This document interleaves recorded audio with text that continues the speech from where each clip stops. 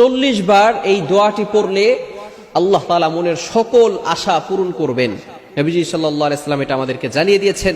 কিছু আমল রয়েছে, এই আমলটি করতে হবে ফজরের নামাজের সময়, ফজরের 2 রাকাত সুন্নতের পরে এবং ফরজের আগে মধ্যবর্তী সময়ে এই আমলটি করতে হবে। এই আমলটি করলে অনেক ফায়দা রয়েছে। যাদের ডাক আল্লাহ শুনেন না, অনেক বড় পেরেশানির ভিতরে আছেন, মাথায় ঋণের বোঝা, ঋণ পরিশোধ করতে পারেন না, মেয়ের বিয়ে হচ্ছে না, বিভিন্ন টেনশন মাথার ভিতরে, একের পর এক পাত্র এসে মেয়েকে দেখে যাচ্ছে কিন্তু কেউ পছন্দ করছে না, সব কথা ঠিকঠাক, যখনই বিয়ের দিকে অগ্রসর হয় তখনই বলে যে মেয়েকে আমরা পছন্দ করি না, আপনারা অন্য জায়গায় দেখেন। বিভিন্ন সমস্যার কারণে একজন মা বাবা ডিপ্রেশনের ভিতরে চলে যায়, মেয়ের বিয়ে হচ্ছে না।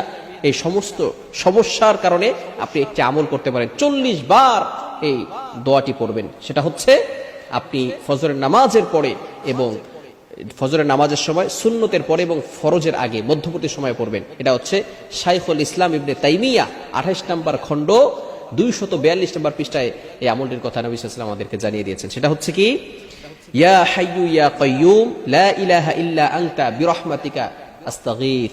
এই ছোট্ট একটি দোয়া, ইয়া হাইয়ু ইয়া কাইয়ুম। ইয়া হাইয়ু ইয়া কাইয়ুম আল্লাহ তাআলার দুইটি গুণবাচক নাম। এই নাম দুটি আল্লাহ তাআলার কাছে সবচেয়ে বেশি প্রিয়। তিনি চিরঞ্জীব, তিনি চিরস্থায়ী।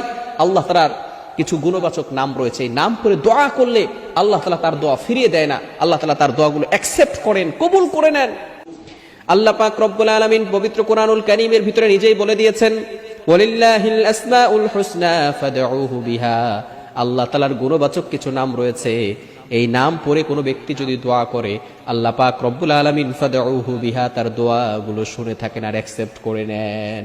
আল্লাহ তাআলা এগুলো ঝুলিয়ে রাখেন না, তার দোয়াগুলো কবুল করে নেন। মেয়ের বিয়ে হচ্ছে না, আপনি আমলটা করেন, 40 বার এটা পড়বেন।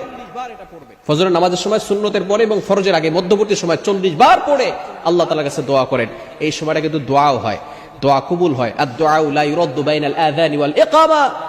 আযান এবং ইকামতের মাঝখানে দোয়া করলে দোয়া কবুল হয়। আমরা অনেক মুসল্লিরা নামাজে মসজিদে গিয়ে সেখানে বসে থাকি, এই সময় দোয়া করি। রাসূলুল্লাহ সাল্লাল্লাহু আলাইহি ওয়াসাল্লাম জানিয়ে দিয়েছেন তিরমিজি শরীফের হাদিস, আদ-দুআউ লা ইউরাদ্দু বাইনাল আযানি ওয়াল ইকামা।